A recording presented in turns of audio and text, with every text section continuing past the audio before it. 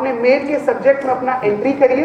उसके बाद नीचे आप लोग उसकी कहानी लिखिए कि आप इस 3-4 लाइनों में उस कहानी लिख दीजिए, इस पोस्ट के लिए हैं, इसके लिए हैं, इतने दिन के लिए, और उसमें आप अपने अटैचमेंट को ऐड कर दीजिए। ये सारी चीजें किसी कंपनी में आपके घुसने का रास्ता तय कर देता है। पहला, कंपनी ढूंढो, दूसरा उसका ईमेल आईडी ढूंढो, तीसरा उसको मेल करो, चौथा उसको कॉल करके बताओ कि हमने ऑफिस आवर्स में good morning sir, good morning ma'am, English की क्लास में it's a good time to talk, Hindi में उसका मतलब होता है क्या मैं अभी आपसे बात कर सकती हूँ, कर सकता हूँ। उसको बोलिए कि मैंने आपको मेल किया है। कई बार एटीट्यूड आपके सिलेक्शन का प्रोसेस बना देता है। एक हाईली स्किल्ड, एकेडमिक्स में गुड, लेकिन अगर उसमें एटीट्यूड है, लेकिन एक दूसरी तरफ सॉफ्टनेस है, उसको कुछ नहीं आता, तो आधा आधा भी आता है, तो जिसकी सॉफ्टनेस है, बात करने का तरीका अच्छा है, कई बार फ्रेशर्स में उसको भी ले लिया जाएगा कि हम इसको सिखा सकते हैं, इसको रख सकते हैं। तो कई बार आप कितना हम्बल है किसी से बात करते हुए, कोशिश करिए। कंपनी आपको सैलरी देगी, वो भागेगी नहीं, देगी। कोशिश करिए अपनी नेगोशिएशन या बातचीत को आखिरी में रखिए। कई आप में से लोग होते हैं, पैसा सबकी जरूरत है, हम सबकी जरूरत है, लेकिन पहले ही जाते घुसते कुछ आप सैलरी कितनी दोगे, तो वो समझ जाएगा कि आप इस नहीं तो अगले महीने या उसके अगले महीने आप परेशान हो जाएंगे सैलरी के चक्कर में।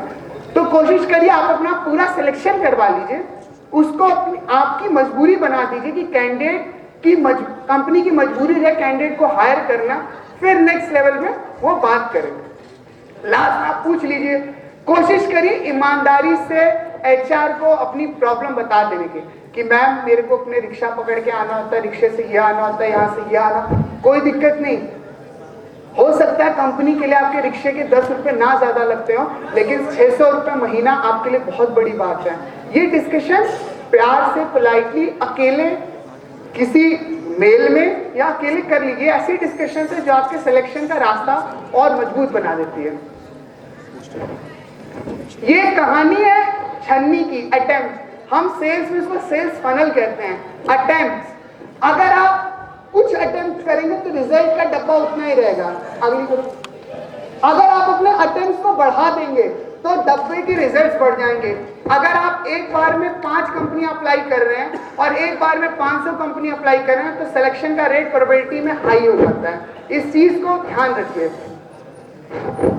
ये कुछ आप में से शायद लोग हैं जो इन चीजों को यूज कर सकते हैं। माईवेज है, इंटर्नशिप है, लेट्स इंटर्न है। इसके ऊपर मैक्सिमम जितने लोग हैं आप इनकी कंपनियों पे अप्लाई करिए, इन कंपनियों को अटेम्प्ट करिए, इनके अंदर अप्लाई करिए जहां पे आपको इंटर्नशिप्स मिल सकती हैं जॉब से पहले। माईवेज, इंटर्नशिला, लेट्स इंटर्न, ये टॉप मोस्ट पोर्टल्स हैं जहां पे आपको अप्लाई कर सकते हैं। नेक्स्ट देखिए, वही जो चीजें ऑनलाइन एप्लीकेशन जहां पोर्टल पे हैं, आप अपनी टाइमिंग लिख दीजिए, कंफर्टेबल लोकेशन लिख दीजिए, वर्क कहां पे कर सकते हैं। एक चीज और है, कई ऐसे कंपनीज हैं जिनका साइज 2 लोगों का है जो हायरिंग कर रहे हैं, 5 लोगों का है। अगर आप में से कई लोग हैं, अगर अपने रिज्यूम में अगर ये लिख दें कि I am comfortable to work from CCD, तो हायरिंग करने वालों की मुश्किलें और आसान हो जाएंगी। कई बार आज हमारी कंपनी थोड़ी सी स्टैब्लिश हो गई है, ठीक ठाक हमारे पास ऑफिस हो गए, लेकिन आज भी अगर मैं अपनी पुरानी जर्नी को देखूं तो मैं ईमानदारी से, हमने जिनकी हायरिंग कर रहे थे, हमें आधे टाइम आधा सच या झूठ बोलना पड़ता है कि हाँ हम ऑफिस ले लेंगे, ये है वो है। अगर आप लोग ईमानदारी से एक कदम आगे बढ़ा के उनको बोल दें कि हम कंफर्टेबल है सीसीडी में काम करने के लिए, हम कंफर्टेबल है यहाँ पे, या आखिरी चीज जो लड़के अगर हैं कि अगर आपका फ्लैट है, अगर आपको वेल फर्निश्ड है, इक्विपमेंट है, ऑफिस आप होम से चला रहे हैं, आप लिख दीजिए तो उनको हायरिंग करने में और आसान हो जाएगा। ये चीजें आप अप्लाई कर सकते हैं जो मेरा एक्सपीरियंस है। जिंदगी के कहानियां, कई बार हम जिस एज में हैं किसी के लिए बस स्टैंड पे घंटों वेट कर लेते हैं। जिस मेट्रो से वो जाती है जाता है, उसके चक्कर में हम कई मेट्रो छोड़ देते हैं। कई बार ऐसा होता है कि कैंटीन में कभी या लैब में कभी तो आएंगे आएगी, उसके चक्कर में घंटों क्लासेस छोड़ देते हैं। और एक दिन जब मौका आता है तो लगता है कि उसको बोलने का मौका आता है, कंटेंट ये रहता है कि ऐसा लोगों को लगता है कि शायद हमारे बीच कुछ है, और वो कह देता है कि मैंने तो तुम्हें बस दोस्त की नजर से देखा है। It's a big no. और हमें लगता है कि चीजें खत्म हो गई, हमें लगता है कि किसी कंपनी ने हमको नो कह दिया तो हमारा एंड हो गया, हमें लगता है कि कोई प्रोफाइल अगर किसी ने नो कह दिया तो नो हो गया, अगर लगता है कि किसी कंपनी के अंदर कोई सीनियर पोजीशन है उसने नो कह दिया तो नो, हमें लगता है कि अगर हमारा एसएससी नहीं निकला तो जिंदगी खत्म हो गई, हमें लगता है कि अगर उसने ना कर दिया तो अब शायद कोई अपनी पसंद की मिलेगी नहीं। इसका आंसर है, इसका आंसर है मिलेगी, पक्का मिलेगी और 100% मिलेगी। इसका सबसे बड़ा एग्जांपल मैं खुद हूं। कई बार आपके बड़े नो, कई बार आपके बड़े नो आपकी बहुत बड़ी सक्सेस के राज खोल देते हैं। आज से 3 साल पहले मैंने एक इंटर्नशिप या जॉब ज्वाइन किया था किसी इसके चक्कर में कि किसी को तभी शादी करनी थी जब you have a very good stable job. I applied a company जहां मेरा नौकरी कर रहे थे। एक दिन ऐसा हुआ कि उसने बताया कि XYZ रीजंस हैं जिसके कारण मैं शादी कर रही हूँ कहीं और, क्योंकि तुम्हारी सैलरी इतनी नहीं है कि तुम वो चीज़ें कर सकें। मैंने रिजाइन डाला अपने सीईओ को बताते हुए कि सर शायद मैं कंटिन्यू ना करूं कि जिसके चक्कर में मैंने ज्वाइन किया था वही किसी और के चक्कर में चली गई। तो मैंने end of the day conclusion ये निकला, जैसे हम सब रोते हैं तो हमने भी रो दिया। रात के 8 शाम के 8-9 बज रहे थे तो उन्होंने ये कहा कि तुम NSP से गुड़गांव चले जाओ। तो उस गुड़गांव के सफर में 2 चीजें बड़ी खूबसूरत रही। पहला खूबसूरत पार्ट ये हुआ कि मैं गुड़गांव चला गया तो मेरी सैलरी बढ़ गई। दूसरा ये हुआ कि हर दिन घर वालों के इंटरेक्शन के चक्कर में मुझे कंपनी ने वहाँ पे ऑफर कर दिया कि आप यहीं रहिए। कोहो कहते हैं, हॉस्टल्स होते हैं, प्रोफेशनल जो लोग नौकरी करते हैं गुड़गांव में उनको कोहो होता है। तो मुझे कोहो मिल गया, मेरी सैलरी बढ़ गई। तब मेरे पास अपनी कंपनी में काम करने के अलावा और कोई तीसरा ऑप्शन नहीं था। ना मुझे सुबह उसको ऑफिस छोड़कर अपने ऑफिस आने की टेंशन थी, ना मुझे अपना ऑफिस खत्म करके उसको घर तक पहुंचाने की जिम्मेवारी थी। अब मेरे पास कंपनी का बस माल बेचना था और उस माल से अपनी सैलरी बढ़ाने का एक एग्जाम्पल था। उस गुड़गांव की जर्नी ने मुझे एंटरप्रेन्योर के बारे में बताया, उस जर्नी के बारे में चीज़ों को समझाया। उसके बाद मैंने टिंडर अनस्टॉल करके मेरे घर वालों ने जीवन साथी इंस्टॉल कर दिया। वो कहानी आगे थी।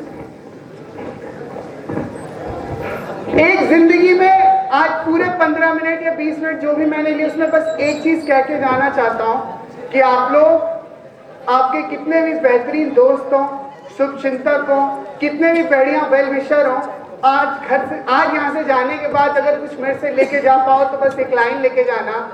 बस शाम को रात में सोते वक्त एक चीज तय कर लेना कि आपके आसपास जो लोग हैं, आपके दोस्त, बेस्ट फ्रेंड जो आपके लिए शायद जान दे भी सकते हैं, ले भी सकते हैं, कुछ भी कर सकते हैं, क्या वो नेगेटिव हैं, क्या वो डिमोटिवेट हैं, क्या वो कॉलेज आते वक्त आपके सामने बैठ के रोज रोना रोट देते हैं, क्या वो जिंदगी में लड़ रहे हैं या नहीं लड़ रहे।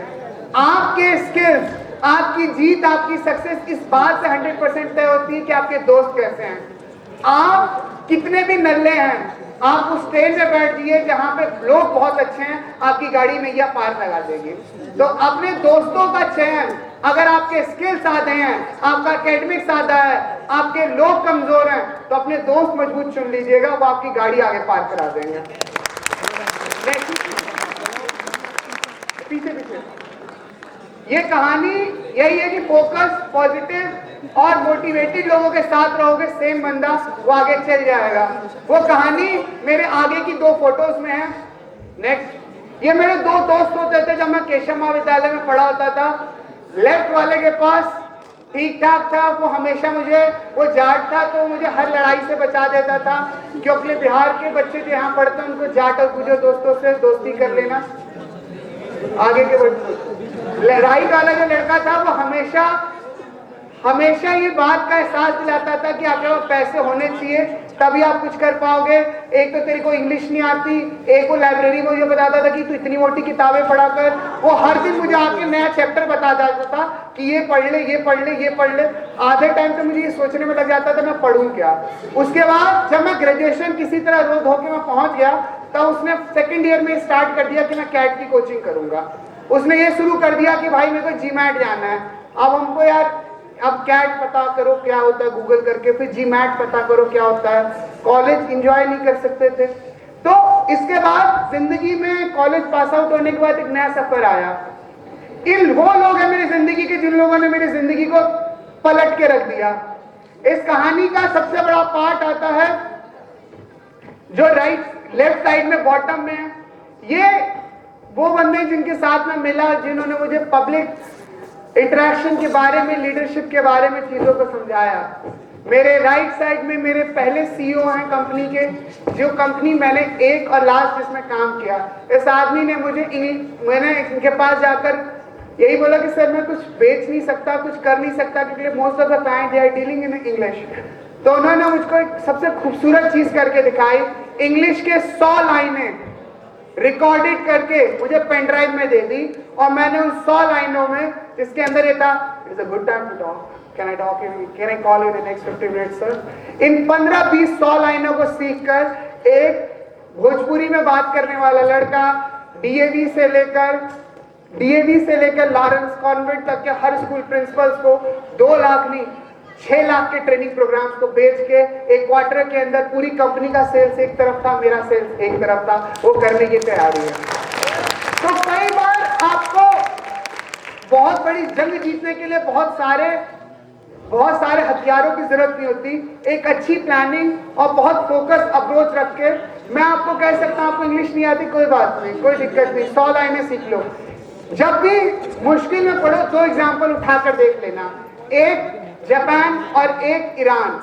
जापान 45 जो सेकेंड वर्ल्ड वॉर था, बर्बाद हुआ, तबाह हुआ, जो भी हुआ, उसने उस लैंग्वेज में अपने आप में अमेरिका के खिलाफ सबसे बड़ी, दुनिया के अंदर सबसे बड़े पावर टेक्नोलॉजिकल हब बनाया अपनी उस लैंग्वेज में, जिस जापानी को जो उसकी माँ ने बोलना, सुनना, समझना सिखाया। जापान।